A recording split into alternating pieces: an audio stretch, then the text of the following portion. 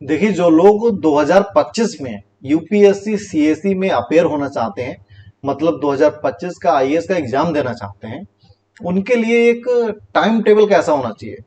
Time table मतलब subject का time table. आखिर कैसे अपने सब्जेक्टों को वो अच्छे तरीके से कवर करें, और आखिर अभी से लेकर उनके पास कितना टाइम। देखिए, ये सारी चीजें हम डिस्कस करते हैं। देखिए, अभी क्या चल रहा है, 2023। 2023 है, महीना कौन सा है, सितंबर। सितंबर महीना है। सितंबर से लेकर सितंबर, हम इस महीने को भी काउंट कर लेते हैं।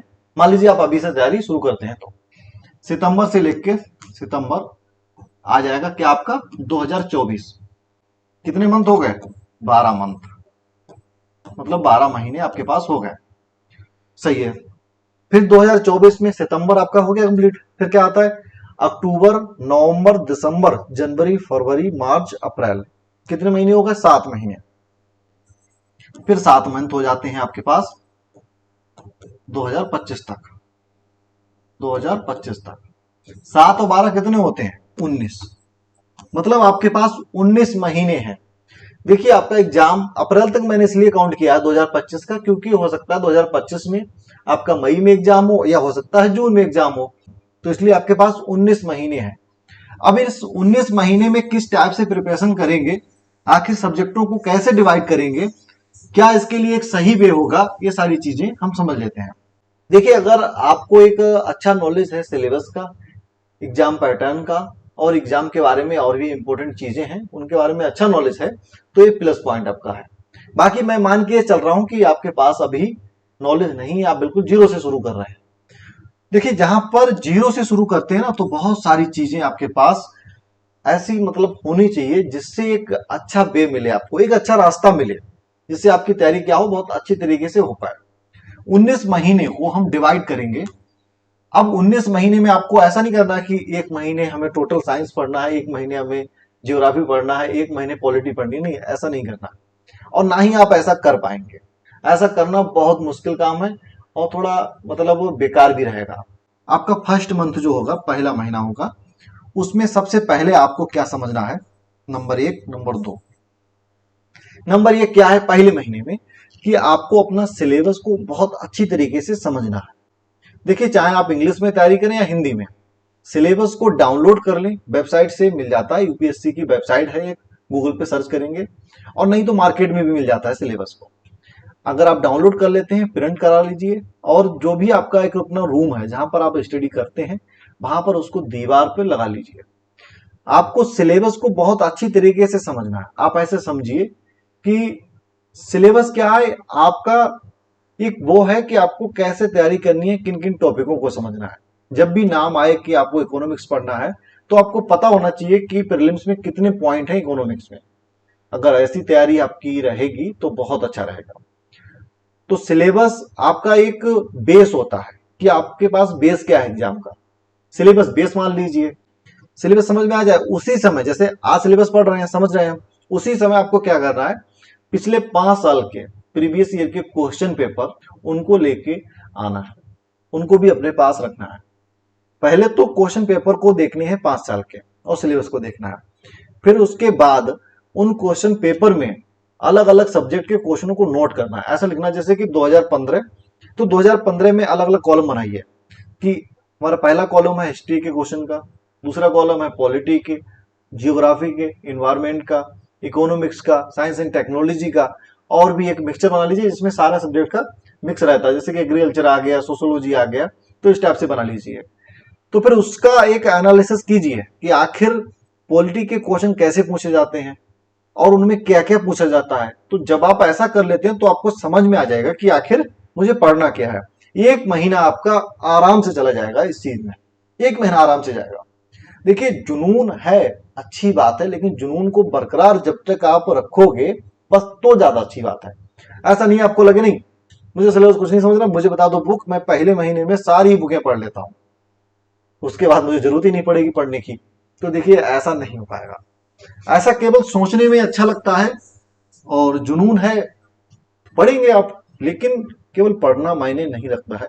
मायने रखता है यूपीएससी क्या देखेगा, कि आपसे पूछेगा कितने बुक पढ़ के आए हो बताइए, या वो आपसे पूछेगा इसका प्रूफ दीजिए अपनी कितनी बुकें पढ़ी हैं। नहीं, आपसे पूछेगा कि वास्तव में अगर आपने कितनी बुकें पढ़ी हैं, हम जो पूछ रहे हैं अगर उनका आंसर दे देते हैं तो हम मान लेंगे कि आप अच्छे पढ़ाकू हैं और आपको सिलेक्ट किया जाए एग्जाम में और आपको सर्विस भी दी जाए। तो देखिए यूपीएससी यही चाहता है कि आपने जो भी पढ़ा है, जैसे भी पढ़ा है, हमें नहीं मतलब है। हमारे अपने एग्जाम में जितने भी क्वेश्चन आए उनको सॉल्व कर देते हैं तो आप अच्छे पढ़ने वाले बच्चे हैं, और नहीं तो आप बेकार हैं। हम आपको पीछे खिसका देंगे और जो आपके आगे हैं उनको ले लेंगे। तो इसीलिए आपके पास जो 19 महीने हैं, इनमें पहले महीने में सिलेबस और प्रीवियस ईयर के क्वेश्चन पेपर को समझो। दूसरे महीने से आप स्टार्ट कर दो इन बुकों को पढ़ना।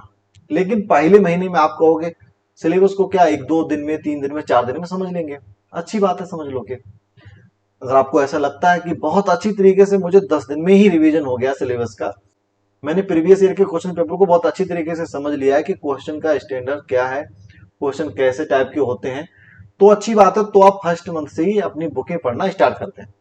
देखिए मैं प्रीलिम्स एग्जाम और मेंस एग्जाम दोनों के सिलेबस की बात कर रहा हूँ यहाँ पर। ऐसा नहीं कि आप प्रीलिम्स के एग्जाम को समझ के बैठ गए, कह रहे हो मेंस का तो देखा जाएगा जब आएगा, अभी से क्या उसका देखना। देखिए आपको तो पहले ये मान के चलना है कि प्रीलिम्स और मेंस हम देने ही वाले हैं इस साल, तो उसी हिसाब से आपकी अपनी तैयारी करनी है।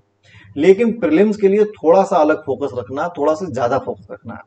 आप ऐसे मान के चलिए कि आपको 70% जो फोकस है अपना वो प्रीलिम्स एग्जाम के लिए रखना है और 30% है वो मेंस के लिए देना है। और जैसे प्रीलिम्स आपके क्लियर होता है, मेंस में पहुंचने वाले होते हैं, बस उसी दिन से आप 100% अपना फोकस मेंस के लिए करेंगे। मैं आपको बताऊं कि देखिए यूपीएससी कोई ऐसा फिक्स नहीं करता है कि हम इस बार पॉलिटी से ज्यादा पूछेंगे या इकोनॉमिक्स से ज्यादा पूछेंगे या जियोग्राफी से। उसका अपना है, वो चाहे तो जियोग्राफी से ज्यादा क्वेश्चन पूछ दे, वो चाहे तो इकोनॉमिक्स से ज्यादा क्वेश्चन पूछ दे, वो चाहे तो साइंस एंड टेक्नोलॉजी से, करंट अफेयर से, कुछ भी कर सकता है। सारे सब्जेक्टों की एनसीईआरटी लीजिए, अगर आपका बेसिक अच्छा नहीं है तो सारे सब्जेक्टों के एनसीईआरटी आप ले ही लीजिए। अगर बेसिक अच्छा है तो रिवीजन हो जाएगा, और उसके साथ साथ स्टैंडर्ड बुक होनी चाहिए। और सबसे इंपॉर्टेंट चीज मैं यही कहूंगा आपको, ये 19 महीने में क्या करना है, न्यूज़पेपर आपको डेली पढ़ना है। न्यूज़पेपर कौन सा पढ़ना है, हिंदी वाले हैं तो वो दैनिक जागरण पढ़ सकते हैं नेशनल एडिशन, या फिर कोई और हिंदी वाला सही उन्हें समझ में आए तो पढ़ लें। और अगर इंग्लिश वाले हैं तो द हिंदू पढ़ सकते हैं, इंडियन एक्सप्रेस पढ़ सकते हैं। ये सारी चीजें आप इनमें से देख सकते हैं, लेकिन आपको न्यूज़पेपर पढ़ना जरूरी है। तो इसलिए न्यूज़पेपर की जो हैबिट है वो आप डाल लो, डेली आपको न्यूज़पेपर पढ़ना है। भले ही आप सुबह ना पढ़ पाए, शाम तक पढ़ें, लेकिन पढ़ना है तो पढ़ना है। और इसके अलावा एक डाउट क्या आता है कि यार रात में पढ़ाई करें या ना करें, क्या दिन में ही पढ़ाई करें। तो देखिए आपका अगर ये रहता है कि आप रात में अच्छी तरीके से पढ़ाई कर लेते हैं तो आप रात में पढ़ाई कीजिए, सुबह को लेट भी अगर आप सोते रहेंगे तब भी कोई प्रॉब्लम नहीं।